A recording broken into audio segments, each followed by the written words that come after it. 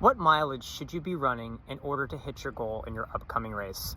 Hi, I'm Coach Kyle of Freedom Running Club, and this is a super common training gap that we see with people not knowing the right mileage, but typically what we're really dealing with is people not running enough easy miles. And when we say easy miles, we mean truly easy. In the 10 plus years that I've been doing this, I've only had one athlete that I ever took on in which they were running their easy runs too slowly. It's almost that they're not getting enough easy miles in their training in order to really build their engine up enough to where they can tolerate the higher intensity training to really hit the goals that they need in their upcoming race. So don't get us wrong. Miles is really a key thing, and it doesn't mean that you need to always be adding mileage to your training plan in order to get better. But mileage is still really king when it comes to this. It is distance running. The number of miles you run safely is really going to directly impact your upcoming race, but you also need to have it make sense with what you're doing. Someone, generally speaking, who's running a 5K is going to be typically running a little bit less mileage than somebody getting ready for, say, a marathon or an ultra marathon. That just kind of makes sense. But there's a couple reasons why this is really key and why it's something we usually look at first whenever we're dealing with somebody. And it really revolves around that 80-20 rule. The idea that 80% of your miles really should be at that easy conversational pace, and 20% should be a little bit harder, medium to high intensity, specific for the training that you're getting ready for.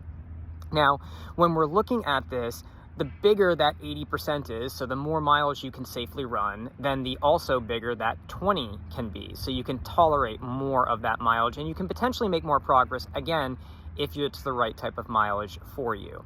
The other thing, though, that we really do deal with is people just want their easy runs to be faster because they think if I run my easy runs faster, then everything's going to be better. And that just doesn't typically work out.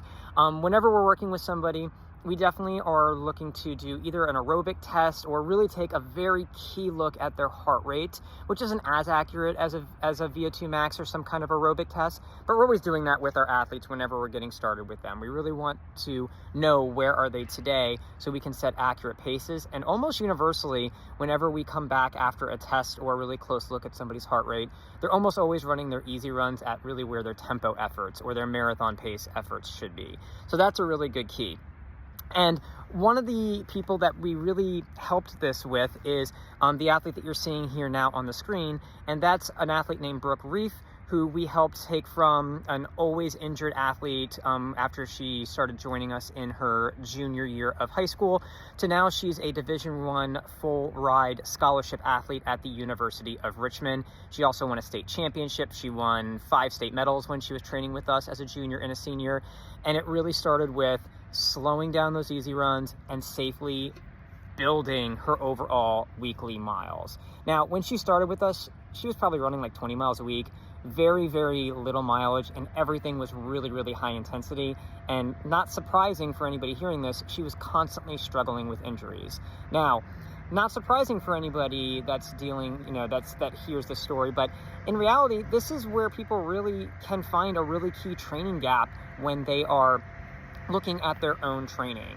Now, are you really running your easy runs easy enough? Now, we took Brooke and we slowed her down by about 90 seconds per mile on her easy efforts. But what we did was we took that 20 miles a week, which again, following the 80-20 rule, she could only do about 2 miles safely of high intensity at that range. Now, she was doing way, way more than that, but that would be the safe bet.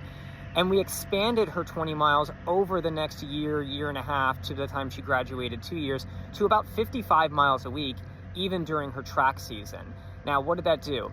It allowed us to safely build her aerobic engine. Her heart got bigger. She had more mitochondria. She had all the different things that make aerobic running a lot easier. And it also allowed us to then take that and do a lot more specific work to support her various races. Because again, with the 80-20 rule, if you're dealing with 55 miles a week, you've got a lot more that you can play with things like, say, hill runs, specific VO2 max workouts, special endurance workouts, all those different things.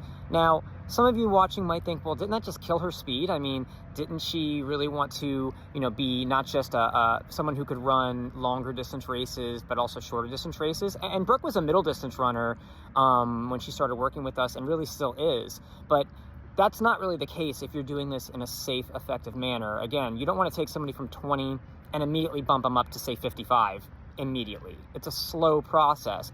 But she went from someone who had never broken 60 seconds in a 400, and she was under 60 seconds by the time she was done with us. And that's with 55 miles a week on her.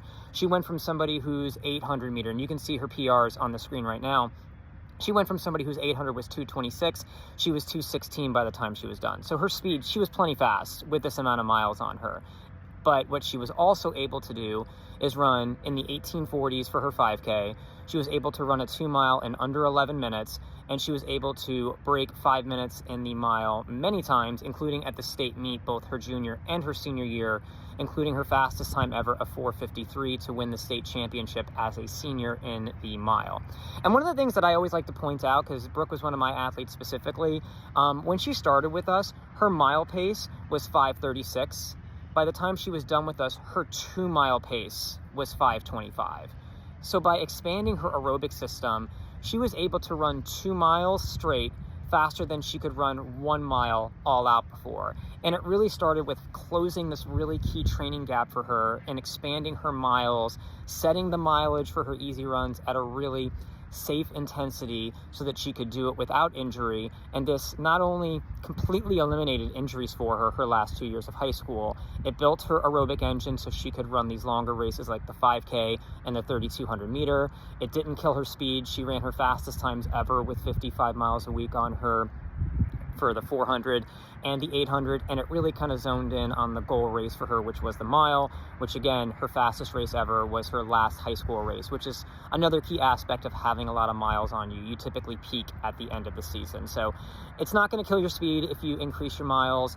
It's not just going to make you a long, slow distance runner. It's going to allow you to do so many different things. But the real key was finding this training gap for Brooke, taking her from kind of an average runner, maybe a bit above average runner, who was always injured, to somebody who not only won 5 state medals, won a state championship in the mile, but became a full ride Division I athlete at the University of Richmond. So if you want help finding your training gaps, there is a link in the description down below, and it's also pinned to our profile. If you want some help finding your own training gaps, we'd love to help you have a success story just like we had with Brooke. If you click on that, you'll be able to enter some of your information, and we'll send you some free information about what your training gap might be in terms of helping you reach your upcoming goals. And again, we encourage everybody, take a look at your training plan, make sure there aren't any very key training gaps. We talked about this in the first video. You know, sometimes people have very minor training gaps, sometimes things are major like it was with Brooke. But you definitely want to look at your training gaps and make sure that you're finding what they are and make sure you're directly fixing them. We're going to have a whole series on this. This is just the first one where we're going to look at various training gaps. If that's something you're interested in, or again, want help with your own training gaps, please click the link in the pinned link in our profile, and also it's in the description down below.